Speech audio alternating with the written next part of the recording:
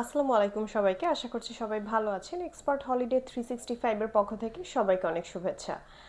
যারা ইউরোপের সেনজেনভুক্ত কান্ট্রিগুলোর জন্য অ্যাপ্লাই করতে চান, কিন্তু অনেকেই আছেন এমন যাদের প্রিভিয়াসলি কোনো ভিজিট করা নেই অন্যান্য কোনো কান্ট্রি, অথবা ট্রাভেল হিস্ট্রি একদমই নেই বললেই চলে।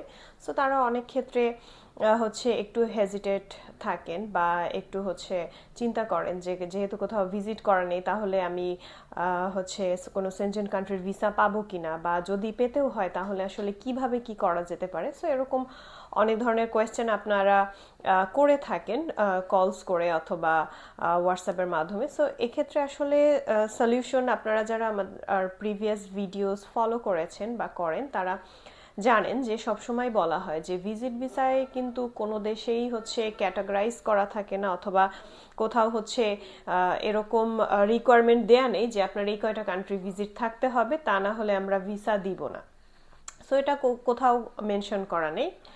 সো ইনফ্যাক্ট হচ্ছে আপনাদের যেটা করতে হবে, যে ভিজিট যদি করাও থাকে তারপরেও আপনাদের নিজেদের এলিজিবিলিটি প্রুফ করার জন্য আপনাদের ফাইন্যান্সিয়াল অ্যান্ড প্রফেশনাল স্টেটাস যেটা আছে সেটাকে আপনাদের প্রপারলি প্রেজেন্ট করতে হবে। এমন আছে আপনার 10টা কান্ট্রি ভিজিট করা আছে, কিন্তু আপনার ডকুমেন্টস দেখে তাদের মনে হয়েছে যে আপনি ফাইন্যান্সিয়ালি যথেষ্ট এলিজিবল না আপনি হচ্ছে সেনজেনের ভিসা পাওয়ার জন্য। সো তারা ডেফিনেটলি আপনার ভিসাটা রিফিউজ করে দিবে। সো আপনার ট্রাভেল হিস্ট্রি তখন কোনো কাজেই আসবে না।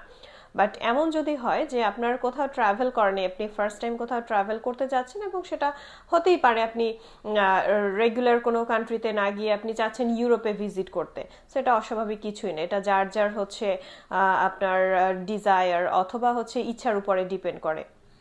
সো সেক্ষেত্রে যেটা করতে হবে, প্রপারলি আপনাকে মেনশন করতে হবে যে আপনি ফার্স্ট টাইম হচ্ছে ভিজিট করার জন্য কেন ইউরোপের কোনো একটা কান্ট্রি চুজ করেছেন, এটা এক নাম্বার। নাম্বার টু হচ্ছে আপনার ফাইন্যান্সিয়াল অ্যান্ড প্রফেশনাল এলিজিবিলিটি বা এস্টাবলিশমেন্ট প্রুফ করতে হবে যে আপনি আসলেই ওই ওরকম একটা কান্ট্রির ভিসা পাওয়ার যোগ্য। সেই যোগ্যতাটা প্রুফ করার জন্য আপনার ডকুমেন্টেশনটা সেভাবে করতে হবে। সো এখন অনেকে কোয়েশ্চেন করতে পারেন যে আসলে কি ডকুমেন্টস দিলে তারা আমাকে এলিজিবল বা যোগ্য ভাববে। সো সেটা নাম্বার ওয়ান হচ্ছে আপনার ব্যাংক স্টেটমেন্ট সেরকম একটা অ্যাকর্ডিংলি থাকতে হবে। এমন না যে আপনি একটা অ্যামাউন্ট দেখাই দিলেই হবে, আপনার ডেফিনেটলি ট্রানজ্যাকশনগুলো ভালো হতে হবে, এবং সেই অ্যাকর্ডিংলি আপনার একটা রিমেনিং ব্যালেন্স ব্যাংকে থাকতে হবে, সেই অ্যামাউন্টটা ওখানে প্রেজেন্ট করতে হবে। সেকেন্ড হচ্ছে আপনার একটা প্রপার অ্যাসেট ভ্যালুয়েশন শো করতে হবে, যেটার মধ্যে আপনার ইমুভেবল প্লাস মুভেবল সব ধরনের অ্যাসেট মেনশন করা আছে। দেন হচ্ছে গিয়ে আপনার ফাইন্যান্সিয়াল ডকুমেন্টসের পরে যদি ইম্পর্টেন্ট যেটা আছে সেটা হচ্ছে আপনার প্রফেশনাল ডকুমেন্টস, অর্থাৎ আপনার আর্নিং সোর্সটা কি। আপনি অনেক বড় একটা ব্যালেন্স দেখিয়েছেন, আপনার অ্যাসেট আছে, কিন্তু আপনি আপনার লাইফ লিড করার জন্য কোন সোর্স থেকে আপনি ইনকাম করছেন সেটা ডেফিনেটলি প্রুভ করতে হবে। সো এজন্য আপনার ইনকাম সোর্সটা শো করতে হবে, সেটা হতে পারে জব বা বিজনেস, কোনো ইনভেস্টমেন্ট, যে কোনো কিছু হতে পারে।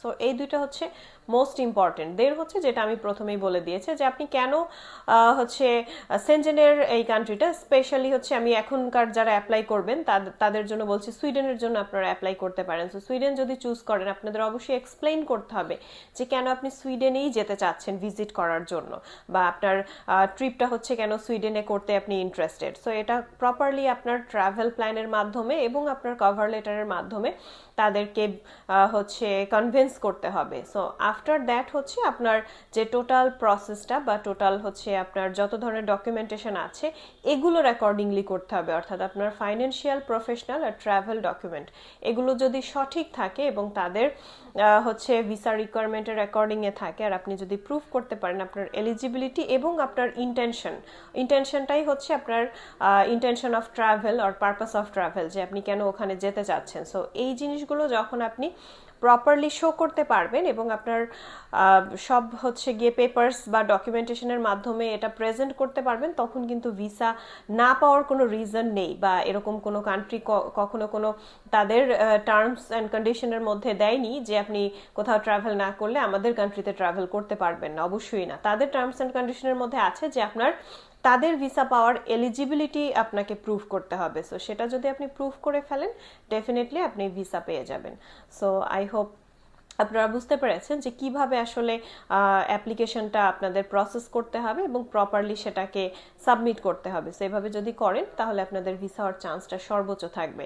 এছাড়াও ভিসা প্রসেসিং সংক্রান্ত যে কোনো হেল্পের জন্য অবশ্যই আমাদের অফিস ভিজিট করবেন, অথবা যে কোনো কোয়ারিসের জন্য কল অথবা নক করতে পারেন স্ক্রিনে দেওয়া নাম্বারে। এই নাম্বারে হোয়াটসঅ্যাপ আছে, আপনারা যে কোনো টাইমে নক করতে পারেন। ধন্যবাদ।